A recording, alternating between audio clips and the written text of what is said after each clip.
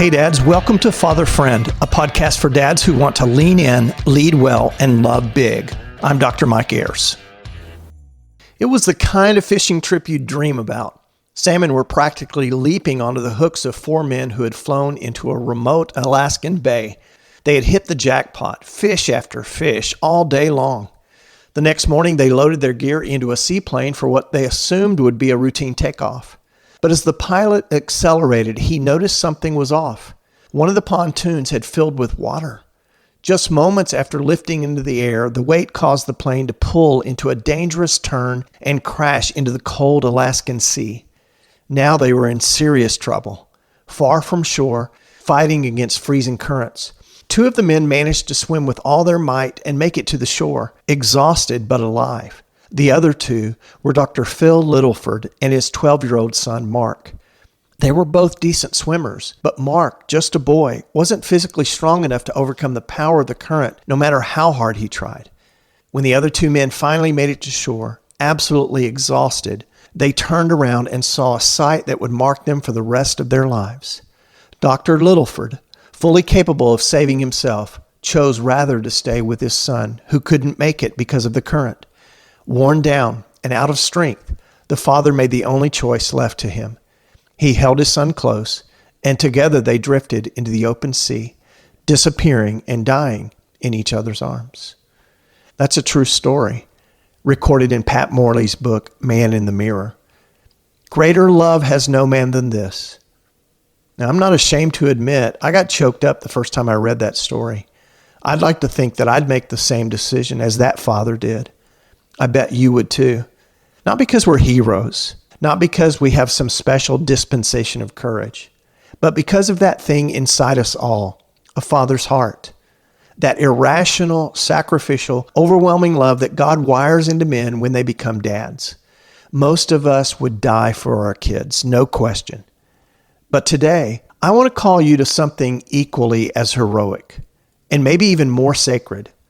Not just rising up in the rare, dramatic moments, but leaning in with purpose in the ordinary ones, in the daily grind, in the awkward talks and hard questions, in the long waits and late nights, in choosing your kids over convenience, in setting down your phone when you'd rather escape, in saying no to work when your kids need your yes, in the small, unseen sacrifices that no one else sees or applauds, where love looks less like a rescue and more like presence. Loving them with purpose, on purpose.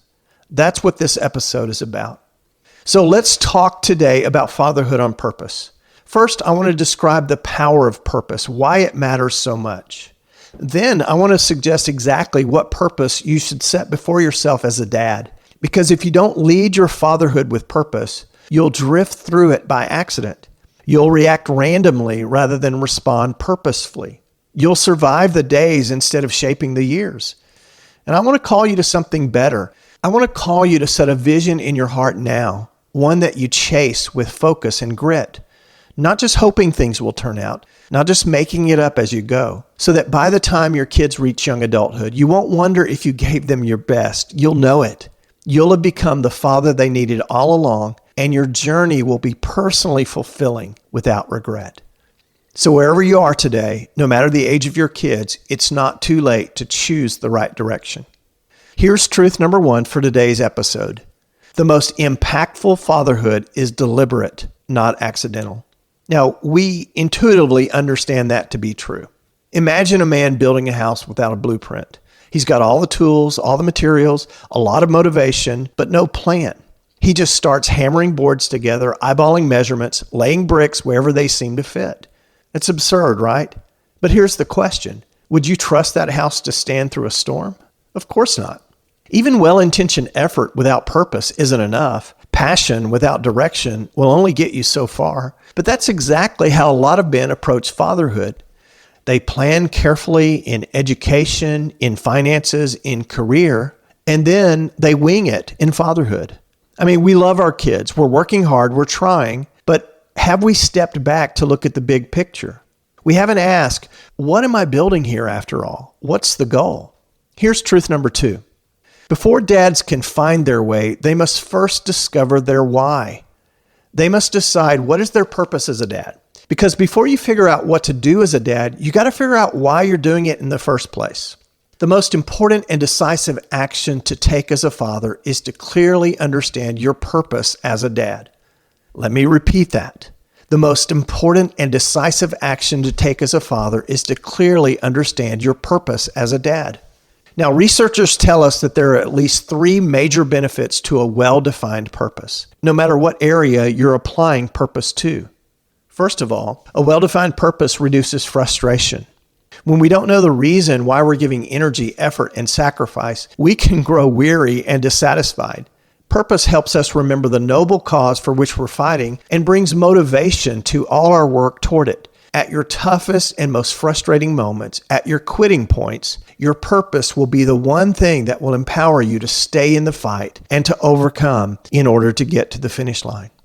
Second benefit, a well-defined purpose produces concentration. Light that's concentrated and focused has incredible power. We call it a laser, and it can cut through steel. The same is true in life. When we know our purpose, we can focus our time, our energy, and our resources toward achieving it.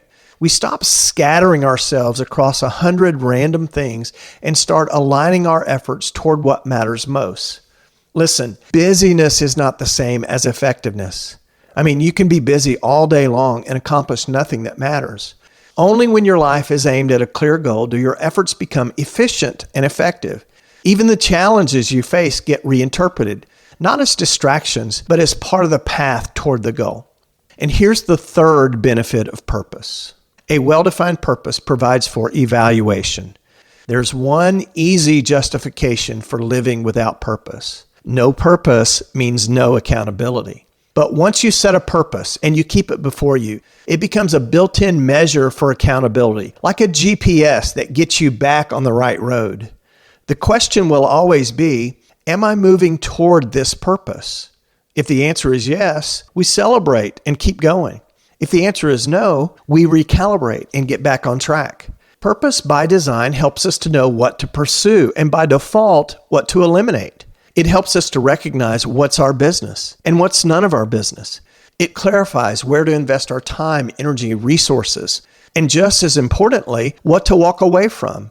When purpose is clear, it becomes the standard for how I spend my life and who I spend it on. One more important thing about purpose. It's not enough for a purpose to simply be present. It has to be potent. There's a direct connection between cause and courage. Think back to the story of Dr. Littleford and his son. The cause, the love he had for his son evoked extraordinary courage. It called something heroic out of him. And it's the same with us. For a purpose to truly inspire and motivate, it must be worthwhile because not all purposes are created equal. Not every purpose is noble. Not every goal is worthy of your life. Some purposes promise fulfillment, but end up leaving you empty. Choose carefully your purpose. So now let me offer you a clear and compelling purpose for your fatherhood. Why to be a dad in the first place? This purpose has been shaping the way I father for years, and one I hope will shape you too. Become your child's father friend. This purpose is about becoming the kind of man who leads his children responsibly and loves them relationally, and who does so with courageous, sacrificial love. That's the goal. So let's begin by defining what is a father friend. When I introduce the idea of the father friend to others, I typically receive one of 2 responses. The first is a question. Is it really possible to be a father and a friend to a child? My answer is absolutely yes, but there are 4 essentials to understand. First, you have to set aside traditional conceptions of the terms father and friend and begin to define them accurately. Next, you have to combine the terms into one concept without separating them in your mind. There's power in the paradox and great meaning there.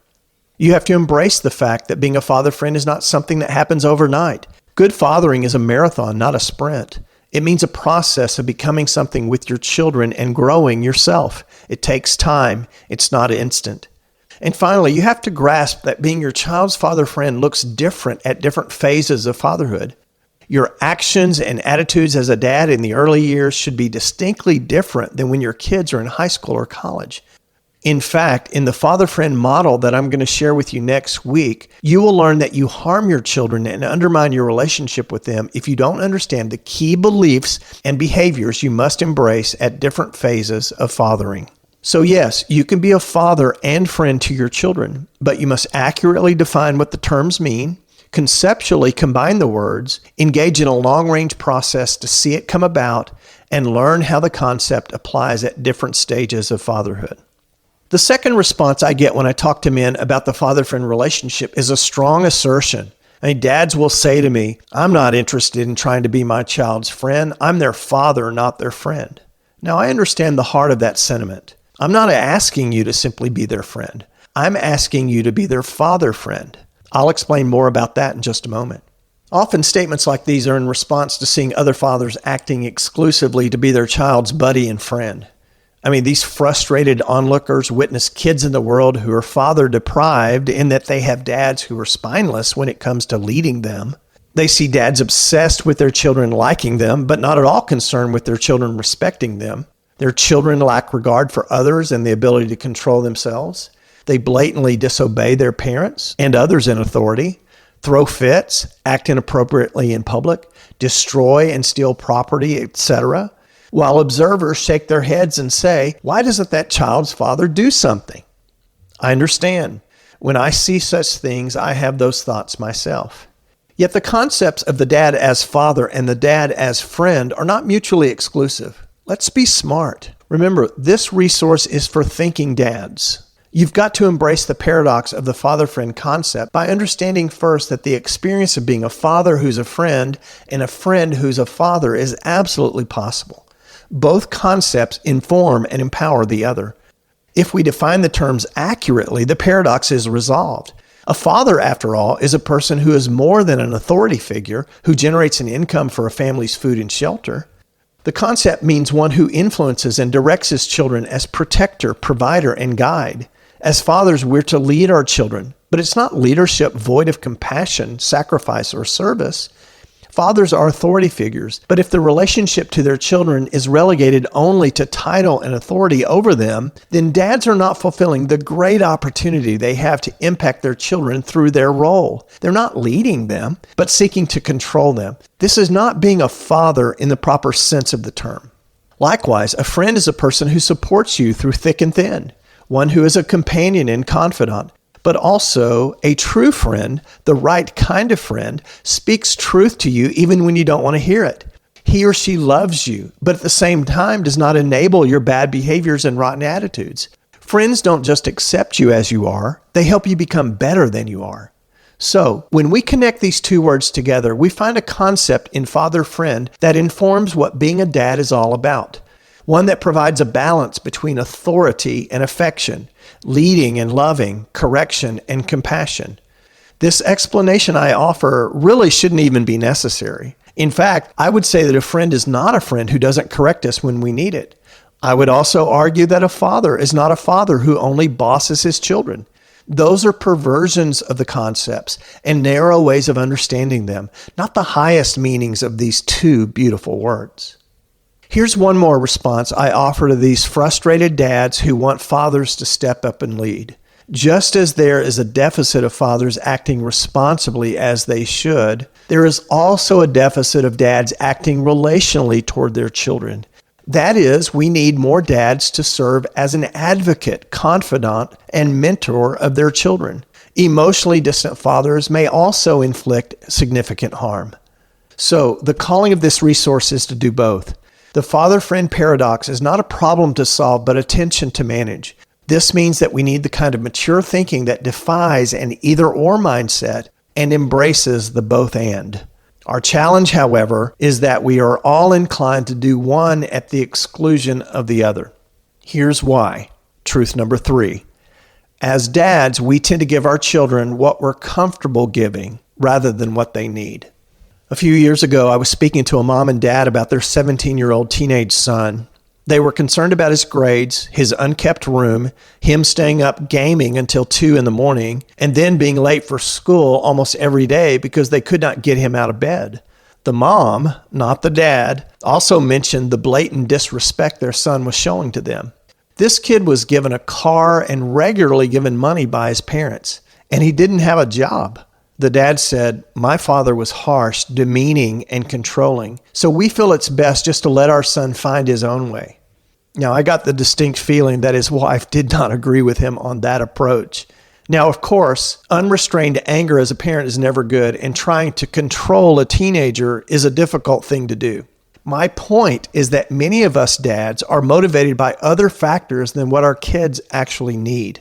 We bring with us into fathering our own pleasurable or painful experiences and may inappropriately apply them to our parenting without any thought of why we're doing it.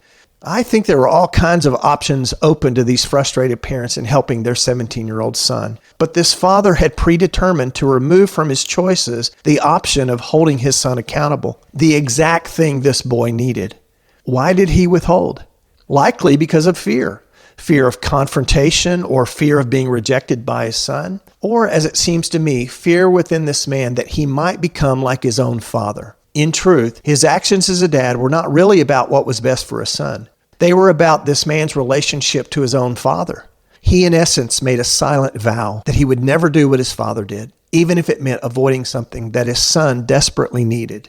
In rejecting his father's dysfunction, he also rejected his own authority to parent wisely. The pendulum had swung too far. The baseball great and sage Yogi Berra once said, "Wherever you go, there you are." In applying this wisdom to fatherhood, the truth is we tend to behave toward our children not as we should, but as we are. Courageous dads, father friends, don't just recognize how they tend to respond to their children, they understand why they respond the way they do. They're aware of what's driving them from their past, and they find the strength to rise above those patterns to give their kids what they truly need in the moment. Listen, your past shapes you, but it doesn't have to define how you show up as a dad. Courageous fathers don't just react, they reflect. They ask, why do I respond the way I do? What's driving this? Some dads are great at setting boundaries and discipline because that's what they've learned, but they struggle with empathy. Others are naturally gentle, but avoid confrontation. But listen, your calling isn't to give your kids what's comfortable for you. Your calling isn't to give your kids what they always want. It's to give them what they need. That's what love is. To be a father friend, we must learn to give our kids that which might be outside of who we naturally are, but for the sake of our children, we must find the courage to give it. That's the calling of being a dad. Not just your kids' growth, but your own. Truth number 4. The overriding question for every action a father friend should take is this: out of love for my children, what do they need? Then be willing to give it. This takes courage and many times deep personal change. Sometimes as dads, we need to confront and correct our children, but at other times we need to comfort and console them. At times we need to show them and tell them what to do. At other times we need to watch them do it and listen to them. At times we need to discipline them, and at other times we need to show them grace. And yet still, there will be times when we need to express a combination of seemingly opposite actions, all in the same fathering moment. For example, both confronting and comforting your child when you discipline them. This is love, giving to others what they need when they need it. So a father friend's conduct toward his children includes a broad range of actions. All of them, even seemingly harsh ones, are good and godly when given from this loving motivation. This is the love that should fuel your fathering and help you determine your conduct toward your children in any given moment of the journey. After all, it's easy to be a father-only dad. It's also easy to be a friend-only dad, but it takes personal courage to be a father friend. Let me address one more statement I hear from a few fathers. Well, the job of comforting my children is their mother's, not mine. That statement is more honestly an excuse for a dad who is unwilling to grow. Our kids need to see their father's leadership over them in terms of both directing them responsibly and engaging them relationally. While the partnership between a husband and wife for raising children is vital, our kids need both sets of the father-friend behaviors from their dad, not one from you and one from their mother. In next week's episode, I'm going to walk you through the father-friend model, the framework, that is the blueprint that brings structure to this vision of being a father-friend. I'll break down the specific actions and attitudes needed at each phase of the fatherhood journey, organized by your child's age and stage of development. You'll learn the 4 key phases of fatherhood and the primary roles that you're called to play in each phase. I'll show you how it all fits together so that by the time your child reaches young adulthood, you'll have grown into the role of their father friend with trust, respect, and connection as the result. Before we finish, let me provide you a simple yet power-packed definition of father friend. Truth number 5. A father friend is a dad who leads his children responsibly and loves his children relationally, and whose every action is motivated by courageous love for his kids. It's the art of holding both strength and sensitivity, authority and affection, love and leadership. It means guiding your child with truth and standards while also staying connected to them. A father friend directs, but also supports, learning along the way when to do each, and sometimes both. This approach to fatherhood isn't just about raising kids. It's not just about surviving. That's important, but you want more than that, don't you? It's about forming a lifelong relationship rooted in trust, credibility, and earning the ability to influence your child for life. That's the vision, that's the calling, and that's what we're going to break down next week. While the idea of being a father friend is simple, it's not easy, but it is absolutely possible. And I'm here to walk with you as you pursue it. Thank you for listening today. I'm Dr. Mike Ayers. If you enjoyed this podcast, please share it with other dads. I'd love to hear from you. Email me at mikea@fatherfriend.net with comments, questions, and your biggest takeaways. For more tools, resources, and real talk on fatherhood, visit fatherfriend.net or follow on social media @ThinkingDads.